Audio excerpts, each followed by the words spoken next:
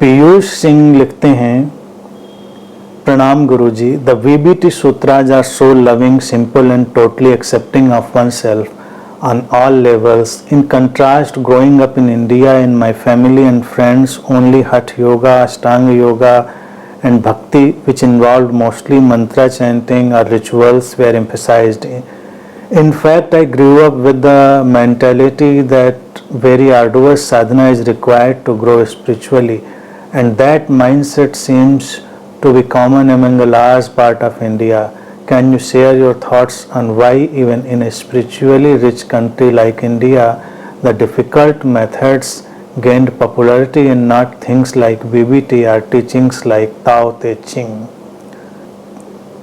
संक्षेप में पीयूष जी का पूछना है कि विज्ञान भैरवतंत्र की विधियां, उनकी देशनाएं इतनी सरल हैं, जबकि भारत जैसे इतने आध्यात्मिक देश में कठिन विधियों का, कठिन साधनाओं का इतना आकर्षण क्यों रहा है। बहुत सारी परंपराएं, बहुत हठ योग या अष्टांग योग या इवन भक्ति, उसमें भी बड़ा कठिन बनाने की कोशिश करते हैं, तो ऐसा क्यों है?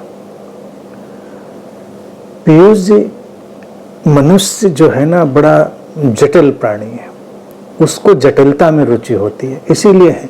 और फिर ऐसा नहीं कि भारत में विज्ञान भैरव तंत्र जैसी देशनाओं को स्वीकृति नहीं मिली है, तभी तो आज तक वो जिंदा है, उसके सूत्र, और हम लोग उस पर बात भी कर पा रहे हैं। लेकिन एक लोगों के अंदर बड़ी समाजवादी सोच पड़ जाती है कि कोई ज्ञान है जो सुप्रीम नॉलेज है, सभी को होना चाहिए। कुछ चीजें मेजॉरिटी में चलती हैं, कुछ चीजें माइनॉरिटी में चलती हैं। सुप्रीम नॉलेज हमेशा माइनॉरिटी में रहा है। अगर हम किसी भी और चीज की बात करें, आप पत्थरों की तरफ जाएं तो सेमी प्रेशियस स्टोन्स हैं, डायमंड्स हैं, या वो भी कम होते हैं ना। ऐसा तो नहीं उनके पहाड़ हैं, कहीं गए तो ये हीरे का पहाड़ दिख गया, ये नीलम का पहाड़ दिख गया, ये पन्ने का पहाड़ है, ऐसा तो नहीं दिखता। कम, बहुत कम मात्रा। बाकी सारे तो ऑर्डिनरी हैं, सामान्य पत्थर हैं। पेड़ पौधों में जाएं, रेयर जो फ्लावर्स हैं वो कम होंगे। किसी भी चीज, मेटल्स में जाएंगे तो ये गोल्ड, सिल्वर, प्लेटिनम और भी जितनी इंपॉर्टेंट होंगी वो तो बहुत कम होती है ना, बहुत आयत पे नहीं है। नहीं तो हम लोग घर में ये सब जो आयरन है, इसके सब मटेरियल के बजाय लोहे की सरिया पड़ रही होती, अगर इतना मिल रहा होता। अब अगर घर के बनने में भी लोहे की सरिया पड़ रही होती तो कौन, सोने की सरिया पड़ रही होती, लोहे की तो पड़ ही रही हैं, तो कौन इस सोने को, गोल्ड को महत्व देता? उसका क्या मतलब रह जाता? तो अब ये क्यों है, ये प्रश्न नहीं है। प्रश्न है कि ये नेचर है, ये चीजों का नेचर है कि जो चीजें दुर्लभ होती हैं और सबसे महत्वपूर्ण होती हैं वो कम होती हैं। औषधियां भी जो बहुत महत्वपूर्ण होती हैं उनकी उपलब्धि कम हो पाती है। इसी तरह से ये ज्ञान है। तो विज्ञान भैरव तंत्र हो, अष्टावक्र हो, ताओ हो, वैदांतिक, उपनिषदिक, जो भी ज्ञान है वो भारत में रहा तो भारत में ही है। उसको जानने, सुनने, समझने वाले लोग भी रहे हैं। अब आप लोग भी सुन रहे हैं, समझ रहे हैं, नहीं समझ रहे, समझ रहे हैं, अपने जीवन में उतार भी रहे हैं। लेकिन ये मात्रा कम रहेगी, इसमें कोई समस्या नहीं। अब यहां तक कि देखिए, हैरान करने वाली बात होती है, भक्ति मार्ग का जिक्र किया। भक्ति इतना सहज चीज हो सकती है, बल्कि मैं तो उसको मार्ग ही नहीं कहता कभी। जैसे प्रेम का मार्ग नहीं हो सकता तो भक्ति का भी मार्ग कैसे हो सकता है? भक्ति को भी जटिल बनाने वाले लोग हैं। यानी कि अगर किसी के अंदर प्रेम भावना उठ जाए, भक्ति, तो वो भी बिवाइल्डर्ड हो जाए, किंकर्तव्य विमूढ़ हो जाए कि क्या करें। भक्ति ऐसे कर लें कि नवधा भक्ति करें, कि ये वाली भक्ति करें, कि अपनी ये साधारण वाली भक्ति करें। तो भक्ति के भी बड़े टाइप बना दिए, उसका सिस्टम बना दिया, ऐसे वैसे पता नहीं क्या क्या। तो भक्त भी यहाँ का अगर देखेंगे तो सरल नहीं मिलेगा, वो भी जटिल हो जाएगा। यानी कि जो सबसे सरल चीज हो सकती थी, अपने देश में वो भी कितनी जटिल है। पूजा देखिए, पूजा के विधान देखिए, उनके नीति नियम देखिए, उनके कर्मकांड देखिए, उठापटक देखिए, भेदभाव देखिए। लेकिन ये कुछ बुरा नहीं है, मैं इसको बुरा नहीं मानता। ना मैं समाज सुधार के लिए कोई तैयारी रखने वाला हूं कि चलो समाज सुधार करते हैं, सबको ठीक करते हैं। कोई ठीक नहीं होगा, क्योंकि ये ऐसा ही रहना है। मेजॉरिटी जटिलताओं में रुचि रखेगी, वो उधर भागेगी। उसके सामने सरल चीज भी रखेंगे तो उसको जटिल बना देगी। लेकिन एक वर्ग ऐसा होगा, एक धारा ऐसी होगी जो बात समझेगी, जो जटिल से जटिल चीजों को सरल की तरफ ले आएगी। जैसे ध्यान की ही बात देखो, तो विज्ञान विरोधन तो ध्यान पे ही बात कर रहा है। इन सूत्रों को सुनते सुनते सबको लगता है ना कि अच्छा, ध्यान तो इतना सरल है। लेकिन कहाँ कोई मानने वाला है कि ध्यान सरल है? कठोर तपस्याएं करनी पड़ती हैं, इतना करना पड़ता है, या आप हल्के में लेते हैं चीज़ों को।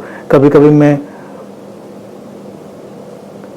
कोई टिप्पणी जब किसी विषय पर कर देता हूं तो कई लोग मुझे समझाने की कोशिश करते हैं दाएं बाएं से, अब तो कोई नहीं करता आसानी से, पहले तो करते थे। अब आपको अनुभव नहीं होगा ना, तपस्याएं इतनी कठिन होती, कठोर होती हैं, तब जाके परिणाम आते हैं। तो इसलिए आपको उसका ज्ञान नहीं, अनुभव नहीं है। और लीजिए अनुभव, हिमालय के किसी कंदरा में 20 साल सिर के बल खड़े रहिए या एक पैर पे खड़े रहिए, लोग तो लगेगा उसी में मजा आएगा। तो ये सब चलेगा पीयूष जी, इस सब में उलझना नहीं।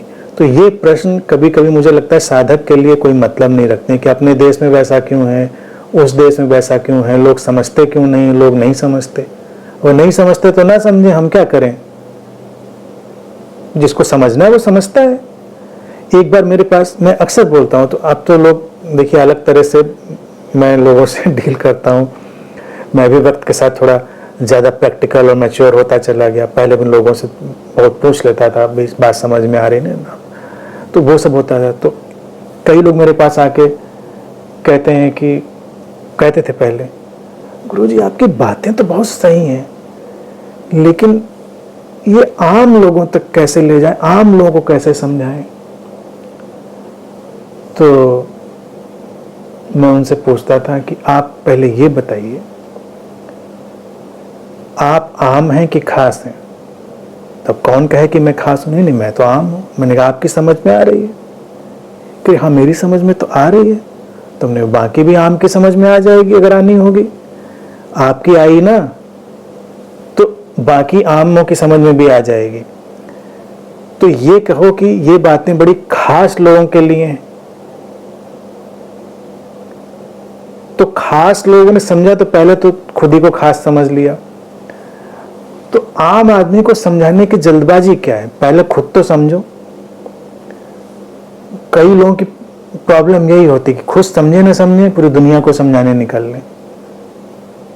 भारत में इन बातों की परवाह ही नहीं करी गई। इसीलिए विज्ञान भरो तंत्र में एक हिडन कॉन्सेप्ट ये भी है कि इतने प्रेम से, शांति से, सरलता से सूत्र रख दिए। कोई उनका प्रोपोगेंडा, प्रचार प्रसार नहीं किया कि भाई ये बहुत महान ज्ञान हमने रख दिया है, क्योंकि उन्होंने माना कि जिसको ढूंढना है वो ढूंढ लेगा, जिसको वहां तक पहुंचना है पहुंच जाएगा, जिसको जरूरत होगी उसको मिल जाएगा, और जिसको नहीं जरूरत है उसको चम्मच से ज्ञान पिलाने की जरूरत क्या है? मतलब कोई वो ज्ञान पीने के लिए नहीं तैयार है तो उसको चम्मच में भर भर के जबरदस्ती मुंह में डाल के पिलाने की जरूरत क्या है? नहीं पी रहा है, मत पिए, वो अपना काम जाने दो, अपना काम जानो। जिंदगी ऐसी है। लोग लगे क्या सेल्फिश है? हाँ है सेल्फिश, लेकिन सेल्फिश नहीं, प्रैक्टिकल है, रियलिस्टिक है, ये वास्तविक जिंदगी है। तो इसीलिए भारत में सब चीजें रही हैं। जो रेयर जेम्स हैं ज्ञान के भी, वो कम ही होंगे, वो कम ही लोगों को उपलब्ध होंगे, और कम ही लोग उनका स्वागत भी कर पाएंगे।